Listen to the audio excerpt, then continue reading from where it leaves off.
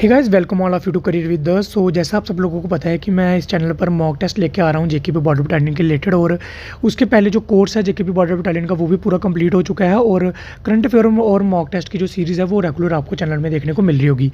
काफ़ी अच्छे अच्छे मॉक मैंने इस चैनल पर लाए हैं। अगर आप देखना चाहते हैं तो प्लेलिस्ट वाले सेक्शन में जाइए, वहाँ पर आपको सारी की सारी प्लेलिस्ट देखने को मिल जाएगी। मॉक वाली भी मिल जाएगी, जेकेपी के लिए जो इंपॉर्टेंट क्वेश्चन हैं वो भी मैंने अलग से बना रखी है। टूरिज़्म की, कल्चर की, यानी कि जितना भी आपके एग्जाम में पूछा जा सकता है बॉर्डर बटालियन के एग्जाम में, वो मैंने यहाँ पर कवर करवाने की कोशिश करी है। तो आई होप आपको ये सीरीज़ अच्छी लग रही होगी। अगर अच्छी लग रही है तो एम करता हूँ इस वीडियो पे आप 150 लाइक्स कंप्लीट करवा देंगे। अगर आपने ये कंप्लीट करवा दी तो मैं मान के चलूँगा कि आपको ये वीडियो अच्छी लगी है। तो ये वाला मौका है ना, जो आप इस मौके को ध्यान से लगाना और सबसे पहले खुद ट्राई करना आंसर देने की। उसके बाद वीडियो को आगे देखना, पॉज करना, पहले आंसर लगाना, फिर वीडियो को देखना अगर समझ ना आए तो। और ये जो मौका है काफ़ी ज़्यादा अच्छा रहने वाला है। आज तक जितने भी आपने मौके लगाए हैं ना चैनल पर, और बाकी जितने भी चैनल पर लगाए होंगे उसकी भी मैं गारंटी लेता हूँ, उससे ये सबसे बेस्ट मॉक रहने वाला है। क्यों रहने वाला है ये आपको मॉक के यानी कि वीडियो के एंड में पता चल जाएगा। तो बिना टाइम वेस्ट किए चलिए आज का फर्स्ट क्वेश्चन शुरू करते हैं। इसमें काफ़ी वैराइटीज़ के क्वेश्चन लाया हूँ मैं, तो सारा इसमें कवर करने की मैं कोशिश करूँगा। तो सबसे पहला क्वेश्चन देखते हैं। आगे, which river is known as sorrow of Bihar. Sorrow of Bihar किस रिवर को बोला जाता है? ठीक है, तो ये बोला जाता है किसको? कोसी रिवर को। कोसी रिवर कहाँ से निकलती है? नेपाल से निकलती है। कहाँ से निकलती है? नेपाल से निकलती है। थोड़ा धीरे धीरे चलेंगे, आप बोलते हो तेज़ करवाता हूँ मैं तो। ठीक है, गोदावरी की बात करें तो गोदावरी का भी मैंने आपको अच्छे से बताया कहाँ से निकलती है, महाराष्ट्र से निकलती है। ठीक है, महाराष्ट्र से कौन से माउंटेन से निकलती है ये आपको मेरे को बताना है कमेंट में, कौन से माउंटेन से। ठीक है, महाराष्ट्र स्टेट से निकलती है। ठीक है, उसके बाद सोन और गंदक, ये भी दोनों क्या है, गंगा की ही ट्रिब्यूटरीज हैं। ठीक है, आगे बढ़ते हैं। Which Indian state is known as spice garden. Spice garden किस स्टेट को बोला जाता है? JNK, केरला, सिक्किम या कर्नाटका? पहले खुद लगाने की कोशिश करिए, उसके बाद आंसर देखिए। आई होप आपने लगा लिया होगा आंसर, और आपको बताने कि आपके कितने आंसर सही हुए हैं कमेंट सेक्शन में। तो ये बोला जाता है केरला को। केरला को क्या बोला जाता है? स्पाइस गार्डन ऑफ इंडिया बोला जाता है। और इसमें केरला में और सबसे ज़्यादा क्या पाया जाता है? सबसे ज़्यादा रबड़ की प्रोडक्शन हमें सबसे ज़्यादा कहाँ पर देखने को मिलती है? केरला में। ये भी आपको सारा का सारा याद रखना है। ठीक है, JNK को क्या बोला जाता है? JNK को सभी को पता है heaven of paradise on earth बोला जाता है। सभी को ये पता होगा पैराडाइज ऑन अर्थ किसको बोला जाता है? JNK को बोला जाता है। ठीक है, आगे बढ़ते हैं। ठीक है, आगे बढ़ते हैं। Which is the best suitable crop for cotton, which is the best suitable soil for cotton. Soil कौन सी सबसे बेस्ट सूटेबल है कॉटन के लिए? तो ये होती है ब्लैक सॉइल। मैंने काफ़ी बार बता दिया हुआ ब्लैक सॉइल। और रेड सॉइल की अगर हम बात करें तो रेड सॉइल का रेड कलर की होता है फेरस ऑक्साइड की वजह से। किससे? फेरस ऑक्साइड की वजह से, जहाँ तो आयरन ऑक्साइड, इसको हम आयरन ऑक्साइड भी बोल सकते हैं। फेरस आयरन को ही हम बोलते हैं। ठीक है, आयरन ऑक्साइड की वजह से इसका कलर रेड होता है। ठीक है, उसके बाद हम बात करें क्रेवा की, तो क्रेवा सॉइल किसके लिए बेस्ट होती है? सैफ्रॉन कल्टीवेशन में। किसके लिए? सैफ्रॉन की कल्टीवेशन के लिए। वेरी वेरी इंपॉर्टेंट, आपसे पूछा जाता है कि बताइए सैफ्रॉन की कल्टीवेशन कहाँ पर होती है? तो ये होती है पैम्पोर बेल्ट में। कहाँ पर? पैम्पोर बेल्ट में। कहाँ पर देखने को मिलती है पैम्पोर बेल्ट? किश्तवाड़ में। ठीक है, किश्तवाड़ में हमें देखने को मिलती है। और कौन सी सॉइल होती है? क्रेवा सॉइल। ठीक है, तो ये आपको याद रखना है। एलिवल सॉइल का मैंने बता रखा आपको, मोस्ट फर्टाइल सॉइल है, और इसके दो पार्ट होते हैं, खद्दर और एक बंगड़। ठीक है, खद्दर सॉइल न्यू सॉइल होती है, न्यू लिवल सॉइल होती है, और ये मोस्ट फर्टाइल होती है। बंगड़ जो होती है वो ओल्ड सॉइल होती है, और ये लेस फर्टाइल होती है। ठीक है, ये आपको सारा का सारा याद रखना है, वेरी वेरी इंपॉर्टेंट। आगे बढ़ते हैं। Plant cells don't have the following. Plant cell में से इनमें से क्या नहीं होता? न्यूक्लियस नहीं होता प्लांट सेल में, प्लास्टिड्स नहीं होते, या माइटोकॉन्ड्रिया नहीं होता, या लाइसोसोम नहीं होते। तो कौन सा नहीं होता? तो हमारा जो लाइसोसोम है वो हमें प्लासेंट्स के अंदर देखने को नहीं मिलता, यानी कि ऑप्शन नंबर डी यहाँ पर एकदम बिल्कुल आपका सही हो जाएगा। PL आप ऐसे याद रख सकते हो, PL, यानी कि प्लांट में लाइसोसोम नहीं होते।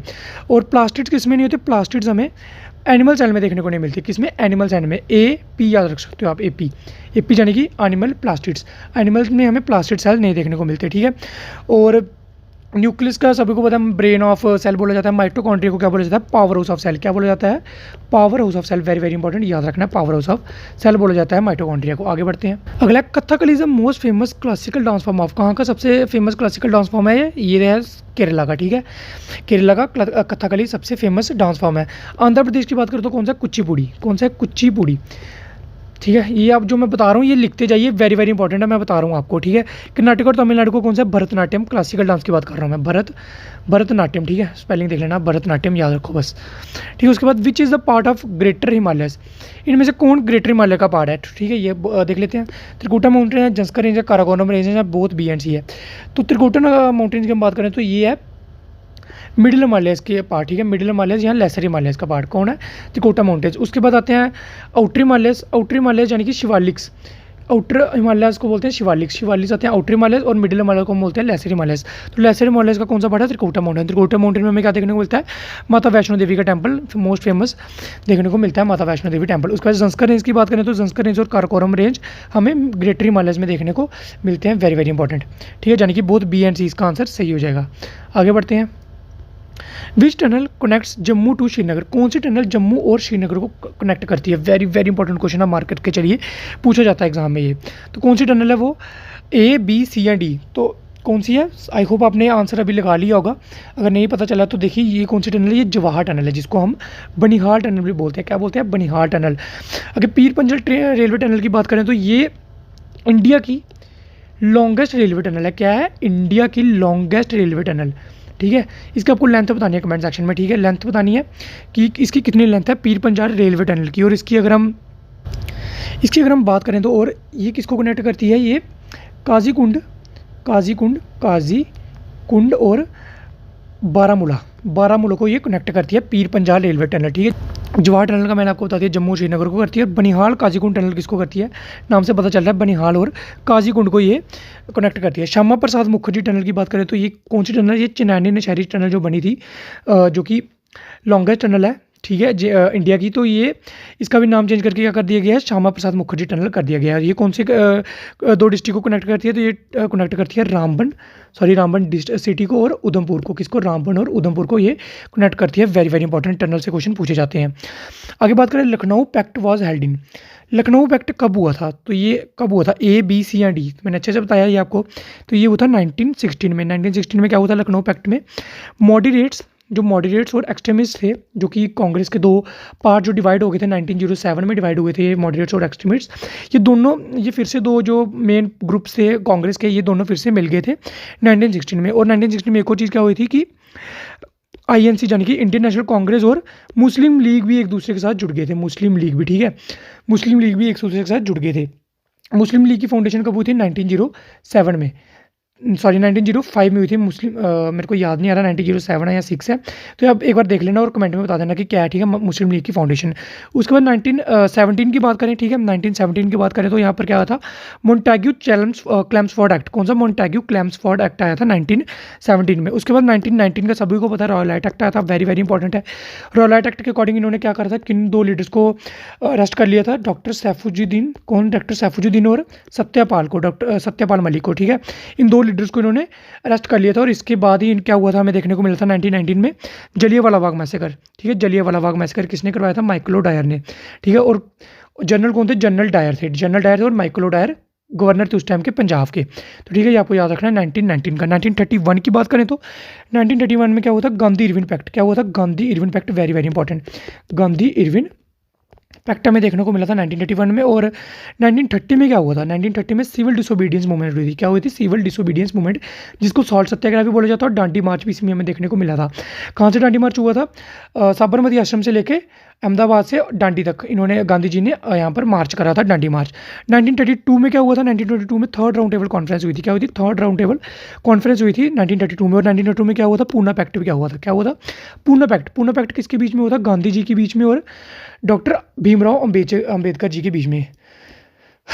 आधी हिस्ट्री तो मैंने यहीं पर आपकी कंप्लीट करवा दी है, ठीक है। तो ये very very important, Lucknow pact कब हुआ था? 1916 में। जो बाकी जितना भी बताया आपको वो याद रखना है, कहीं पर आई होप आपने लिख लिया होगा, नोट्स बना के थोड़ा थोड़ा लिख लो रफ में ही, बस आपको समझ आ जाना चाहिए, बाकी किसी को समझ आए या ना आए, क्योंकि एग्जाम आपने देना, किसी और ने नहीं। चलिए आगे बढ़ते हैं। अगला क्वेश्चन है, which Indian leader wanted at died during protest against Simon Commission. Simon Commission जब आई थी इंडिया में 1928 में आई थी। इसके जब प्रोटेस्ट चल रहे थे तो कौन सा लीडर की डेथ हो गई थी, यानी कि उनके लाठीचार्ज हुआ था और उनकी डेथ हो गई थी।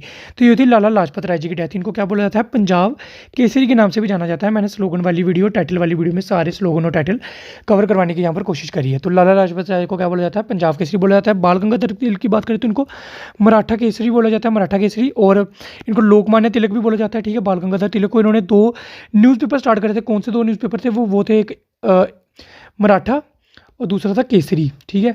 मराठा जो था वो इंग्लिश में था और केसरी जो था वो मराठा में था, मराठी लैंग्वेज में था। तो इसमें कन्फ्यूजन होना, मराठा जो था वो इंग्लिश में था, ठीक है। ये पूछा नहीं जाएगा आपसे, काफ़ी डेप्थ की बात कर रहा हूँ मैं, ठीक है। मोतीलाल नेहरू ने क्या करा था? 1923 में स्वराज पार्टी फाउंड करी थी, स्वराज पार्टी बनाई थी किसके साथ मिलकर, CR दास के साथ, यानी कि चित्तरंजन दास के साथ इन्होंने मिलकर 1923 में स्वराज पार्टी बनाई थी। लाला लाजपत राय के बारे में मैंने आपको यहाँ पर बता दिया। आगे बढ़ते हैं। अगला क्वेश्चन है, Rangaswamy cup is associated with which sport, किसके साथ रंगास्वामी कप एसोसिएट करता है, तो ये करता है हॉकी के साथ। ठीक है, आप ऐसे जा सकते हो कि जब इंडिया ने इतने सालों बाद हॉकी जब जीता है ब्रॉन्ज मेडल ओलंपिक में, सभी को पता होगा, तो सारे देश ने खुशी में क्या उड़ाए, रंग उड़ाए। क्या उड़ाए, रंग उड़ाए। रंग से आप याद कर लो, हॉकी के लिए पूरी इंडिया ने रंग उड़ाए। फुटबॉल की बात करें तो फुटबॉल में हमें रोवर कप देखने को मिलता है। ठीक है, रोवर कप देखने को मिलता है, और दुरंत कप देखने को मिलता है। कौन सा, दुरंत कप। संतोष कप देखने को मिलता है, संतोष कप। ठीक है, और सर्वोत्तर कप भी हमें देखने को मिलता है फुटबॉल में। ठीक है, वेट लिफ्टिंग में बात करें हम, तो वेट लिफ्टिंग में हमें वर्धमान कप देखने को मिलता है। कौन सा, वर्धमान कप हमें वेट लिफ्टिंग में देखने को मिलता है। और लॉन टेनिस में हमें कौन सा कप देखने को मिलता है, डेविस कप। कौन सा, Davis cup. Very very important, याद रख लेना, सारे के सारे जो कप हैं वो पूछे जाते हैं।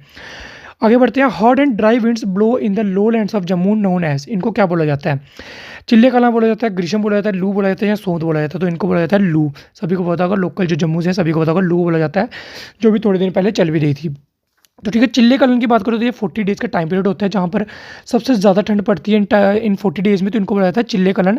कश्मीर के लोग जानते होंगे अच्छे से। ठीक है, ग्रीष्म की बात करें तो ग्रीष्म को कश्मीरी लैंग्वेज में आप बोल सकते हो कि लोकल लैंग्वेज में ग्रीष्म या रोटकल बोला जाता है, रोटकल। ठीक है, रोटकल या RTOKEL होगा, कुछ इस तरह से होगा, देख लेना। सोंत किसको बोला जाता है, रेनी सीजन को बोला जाता है सोंत। ठीक है, तो ये सारा का सारा आपको याद रखना है। In which season saffron flowering occurs in Kashmir, कौन से सीजन में सैफरन की फ्लावरिंग होती है, तो ये होती है ऑटम सीजन में। वेरी वेरी इंपॉर्टेंट, याद रखना है, ऑटम सीजन में हमें सैफरन की जो फ्लावरिंग है वो देखने को मिलती है ऑटम सीजन में। ठीक है, आगे बढ़ते हैं। चलिए अगला क्वेश्चन देखते हैं। Jammu receives rainfall and Kashmir receives snowfall in winter. In winter जो जम्मू में रेनफॉल होती है, जो सर्दियों में रेनफॉल होती है जम्मू में, और कश्मीर में हमें देखने को स्नोफॉल मिलती है, तो ये किसकी वजह से होती है, ये होती है वेस्टर्न डिस्टर्बेंसेस की वजह से। किसकी वजह से, वेस्टर्न डिस्टर्बेंस की वजह से, यानी कि ऑप्शन नंबर सी यहाँ पर आपका सही हो जाएगा। साउथ ईस्ट विंड्स की बात करें तो इनको साउथ ईस्ट मानसून बोला जाता है, जिनकी वजह से पूरी इंडिया में रेनी सीजन आता है, यानी कि मानसून आता है। तो ये सारा का सारा आपको याद रखना है, वेरी वेरी इंपॉर्टेंट। ठीक है, कंप्लीट द सीरीज आगे, यानी कि रीजनिंग का क्वेश्चन है। तो देखिए, एक्स है, एक्स के बाद देखिए, एक्स के बाद क्या आता है, वाई और जेड। ठीक है, वाई और जेड के बाद जब खत्म हो जाते हैं अल्फ़ाबेट, लेकिन स्टार्टिंग से क्या आता है, फिर से जेड के बाद, यानी कि फिर से क्या स्टार्ट हो जाता है, ए स्टार्ट हो जाता है। तो देखिए, दो दो छोड़ के चल रहा है। ए के बाद क्या आते हैं, दो, बी और सी को छोड़ के डी आया, डी के बाद ई और एफ को छोड़ के जी आ गया, जी के बाद क्या आता है, एच और आई को छोड़ के जे आ गया, जे के बाद क्या होगा, के और एल को छोड़ के हमारे पास एम आ जाएगा, यानी कि सी ऑप्शन यहाँ पर आपका सही हो जाएगा। समझ अगर नहीं आया तो कमेंट में पूछ लेना मेरे से। Who is known as father of Dogri, very very important question है। फादर ऑफ डोगरी किसको बोला जाता है, तो ये बोला जाता है रामनाथ शास्त्री जी को। वेरी वेरी इंपॉर्टेंट क्वेश्चन यहाँ पर ये बन जाता है। आगे देखते हैं। Myopia is corrected by using, myopia को किससे करेक्ट करा जाता है, कौन से लेंस से करेक्ट करा जाता है, तो मायोपिया होता क्या, तो मायोपिया होता है शॉर्ट साइटेडनेस, यानी कि पास का हमें दिख जाता है लेकिन दूर का हमें नहीं दिखता, तो ये होती है हमें कनकेव लेंस से ठीक होता है मायोपिया। ठीक है, कन्वेक्स लेंस से क्या ठीक होता है, हाइपरमेट्रोपिया। हाइपरमेट्रोपिया को लॉन्ग साइटेडनेस भी बोला जाता है। क्या बोला जाता है, लॉन्ग साइटेडनेस। हाइपरमेट्रोपिया में क्या होता है, हमें दूर की चीज़ दिखती है लेकिन पास की चीज़ नहीं दिखती है। बाइफोकल लेंथ किस में यूज़ होता है, बाइफोकल लेंस हमें यूज़ देखने को मिलते हैं एस्टिमिगेशन में ये हमें देखने को मिलते हैं। ये इतना इंपॉर्टेंट नहीं है लेकिन पूछ लिया जाता है। तो आगे बढ़ते हैं, चलिए। तो देखिए यहाँ पर मैंने लिख भी रखा है, हाइपरमेट्रोपिया को फार साइटेडनेस बोला जाता है। ठीक है, इसमें जो ह्यूमन है वो डिस्टेंस ऑब्जेक्ट दे सकता है, यानी कि दूर वाले डिस्टेंस ऑब्जेक्ट दे सकता है लेकिन पास वाले नहीं दिखा देते। कन्वेक्स लेंस से ये ठीक होती है। मायोपिया की बात करें तो कनकेव लेंस से ठीक होती है। ठीक है, एस्टिमेटिज्म की बात करें तो ये किससे ठीक होती है, सिलेंड्रिकल लेंस से। सॉरी, मैंने बाइफोकल लेंस बोल दिया, सिलेंड्रिकल लेंस से ठीक होती है एस्टिमेटिज्म। ठीक है, ये आपको याद रखना है, वेरी वेरी इंपॉर्टेंट है। आगे देखते हैं। Electron was discovered by, electron किसने डिस्कवर करा था, तो ये करा था जे थॉमसन ने। वेरी वेरी इंपॉर्टेंट क्वेश्चन है। रदरफोर्ड ने क्या डिस्कवर करा था, प्रोटॉन। रदरफोर्ड और गोल्डस्टीन दोनों ने मिलकर क्या डिस्कवर करा था, प्रोटॉन डिस्कवर करा था। Very very important. और चार्डविक ने क्या करा था, चार्डविक ने जो बढ़ गया यानी कि न्यूट्रॉन, चार्डविक ने कवर करा था। जे थॉमसन ने क्या करा था, इलेक्ट्रॉन। तो आई थिंक ये भी आपको क्वेश्चन समझ आ गया होगा। चलिए आगे बढ़ते हैं। तो चलिए आज के लिए इतने क्वेश्चन रखते हैं। होप आपको ये वाला सेशन अच्छा लगा होगा, काफ़ी मज़ेदार सेशन रहा है और काफ़ी ज़्यादा मैंने जो नॉलेज है वो आपके साथ शेयर करने की कोशिश करी है। जो मेरे से छूट गया हो, जहाँ कुछ आपको लग रहा है कि मैं कम करवा रहा हूँ, जहाँ ऐसा कोई टॉपिक है जो मेरे से नहीं करवाया गया है अभी तक, जहाँ इस चैनल पर आपको देखने को नहीं मिला, तो आप कमेंट में मेरे को बता देना। अगर आपको ये वीडियो अच्छी लगी हो तो लाइक कर देना, क्योंकि काफ़ी ज़्यादा मेहनत लगती है वीडियो को बनाने में। काफ़ी तरह तरह के क्वेश्चन मैं डालने की यहाँ पर कोशिश करता हूँ, तो आपका थोड़ा सा रिस्पॉन्स अगर मिल जाए तो वो और अच्छा लगता है। तो सब्सक्राइब कर देना चैनल को यार, ऐसी ही वीडियोज़ के लिए। और चलिए मिलता हूँ आपसे ऐसी ही वीडियो में, तब तक के लिए bye bye, take care, all the very best for your upcoming exam.